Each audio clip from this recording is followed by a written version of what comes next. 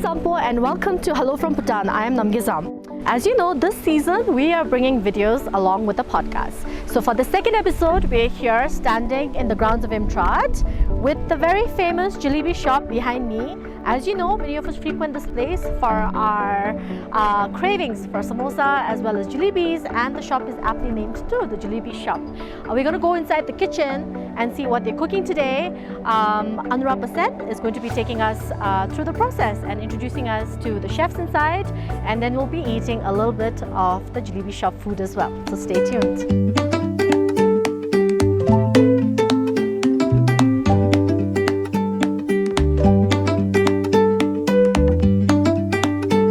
So I'm sitting here outside the Jalebi shop. This is this little place, like a gazebo. We can sit here. And here with me, I have Anurag Basen. She is the wife of the OC here, Det Thimphu, right? Right. And she's been overseeing things at the wet canteen, the Jalebi shop, right? I'm so happy to have you speaking to me today and to have met you. It's my pleasure, Ms. Dam. The pleasure is mine too. I mean, we've had a little bit of conversation on food already, but she has so much to share. Anurag has so much to share with us and with you who's watching us and also listening to us.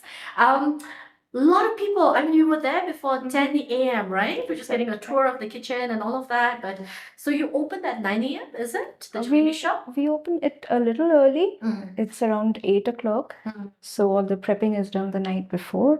The dough, the masalas, the choles, and everything is prepared the night before so that we can just begin the shop in the morning. Mr. Kalia and Mr. Rao to prepare the food and everything, the jalebis, the bhaturas, the samosas and everything. And Paratrooper Ajay, he oversees everything. So everything is in place by 8 o'clock in the morning. And then the chefs, as well as Paratrooper Ajay, he breaks for breakfast. They need sometimes a little bit of break before commencing opening up the shop. So that gives them a little bit time to unwind before and gets refreshed for business. Before the police come in and don't even give them time to breathe. I mean, just a little bit of what we caught also. I mean, he barely has time. He's rushing Right. in between the counter and then the kitchen. Right. Even the two chefs, it was interesting to see that you have a Bhutanese chef and an Indian chef. So we have a lot of people working, a lot of Bhutanese here working at the Det. So Mr. Kalia was very interested in working with the Jalebi shop, and he actually has a knack to pick things up very, very fast. And he's a very, very hardworking person. And it's very warm to see how open he is to learn new things. And Mr. Orao, who's coming from Jaigaon, he as well. He's trying to mentor him in a way so that he can ease him into the process of making something which is a little new and different than what we get here otherwise. So at first we thought that it might not be a good balance, but the way they work towards one to ensure that the quality, the taste is constant every day, it's really, really encouraging to invest in something of that kind. And it's a very unique combination, but it is working so well for us. And I was very impressed to see the level of hygiene in your kitchen.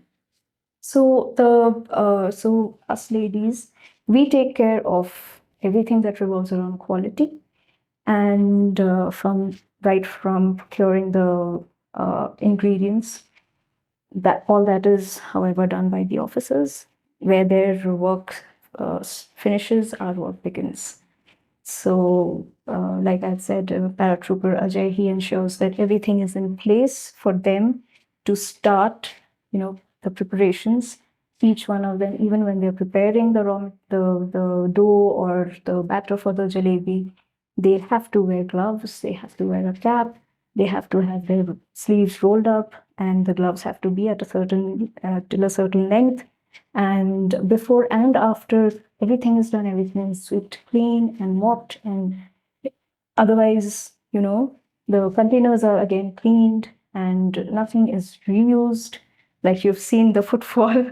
So we're very fortunate that it's being embraced more by every other Bhutanese is here for it. So it's really nice to see how they have embraced the food here, the street food of India.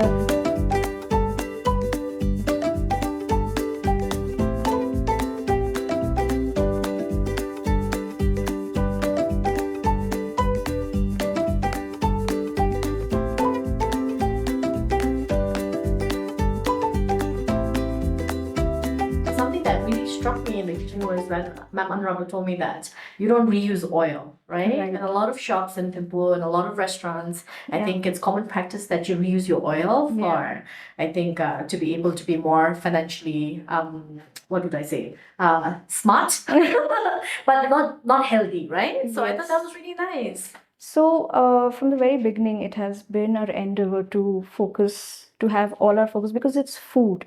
It's something that's bringing people together. So you won't want to have anything that jeopardizes that. So when you use reused oil, there's a slight tinge of bitterness, and that hampers the entire Food experience. experience, you know. Right.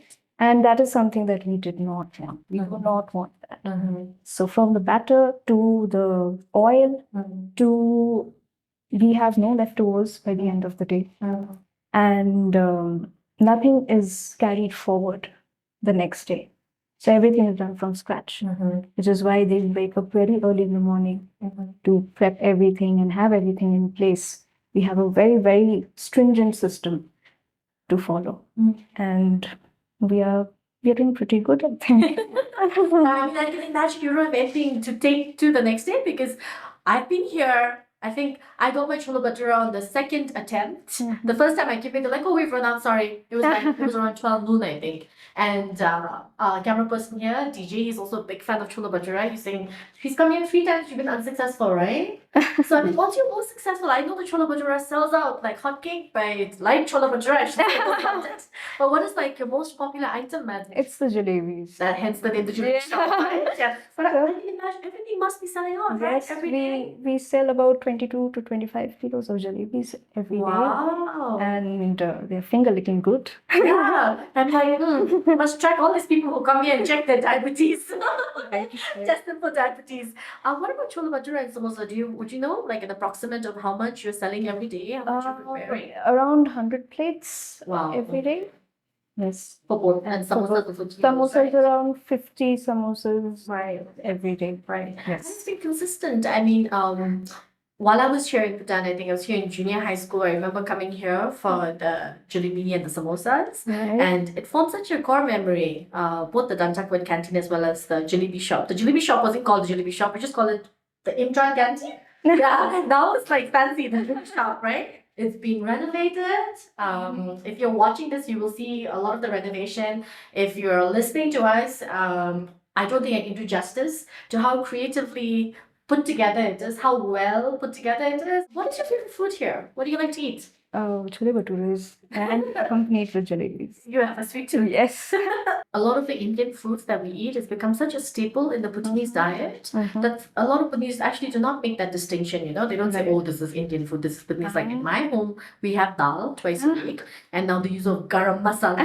Like everybody like chicken masala, right? When you're making chicken, like Bhutanese, our main spice is the chili. I think you have experienced that already. Yes. But now when you're making chicken at home, you're like, oh, where's the masala, right? And this is not Bhutanese at all. And I think it doesn't occur to a lot of people, it doesn't strike us that, oh, you know, this is actually an Indian influence. But yeah, food does bring people together, and you arrived here a couple of months ago. Right. We've been here, I mean, I have so many of us, including my camera people, have grown up here, and this is such a, is it a monthly part of your diet, DJ?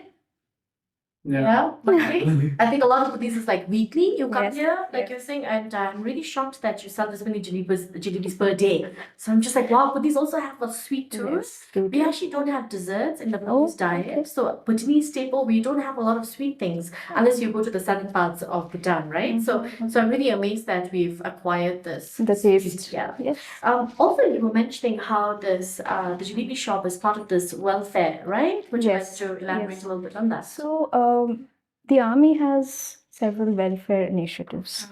So for the troops. So we wanted something that where the men and the boys could come, unwind, and while we were thinking about what can be that factor that can draw them rather to a place where they can at least look forward to meeting. And there are just two things that come to my mind when that brings people, continents together. That's food and music. So that's how it began. That's how the concept of the jalebi shop began, because jalebi, samosas, kachoris, these you get at every nook and cranny in India. Every other small shop will be selling it. So it's very accessible, and it is something that people relate to. It brings back memories, right from children to adults. Everyone love them. So we wanted something that is very simple, easy to make, and yet it can be relished. So that became one factor, and it was a place where people just could sit back, bond over food, and that's how it began. But it was a very small setup initially. A couple of years ago, it was brought down, and we felt that it requires a place where people can sit and dine, talk, spend time. People can lounge and have some good quality time with their family, friends, and a lot of Bhutanese had already made this place very, very famous. And it is so good to see that it's been accepted so well. So the higher ups identified that, and they said that it is about time that we make this place a place where people can come, meet, bond, and share memories. Like you said, that this will bring back a lot of memories when we show them. People from who had been visiting the earlier establishment, they would probably relate better to this place. So yes, we then renovated the entire place. I remember after the renovation happened, when I first started, I was like, wow, when I stepped into the door, because it was so small before, right? And not really you didn't have places to sit, unless, of course, you wanted to sit outside. So it's definitely, I would say this is a glow up of the IMTRAT canteen to the Jalebi shop. And this is something you would want to explore. This definitely is, I think, the experience at the Jalebi shop as well as the Dantak canteen. It would be, I think, for many Bhutanese, the first taste of foreign food. I think in the past, when we hadn't really opened up to the world, this really was the only foreign food in Bhutan, And I think a lot of these keep coming back because not only is it accessible, centrally located, but also that food is so affordable here, right?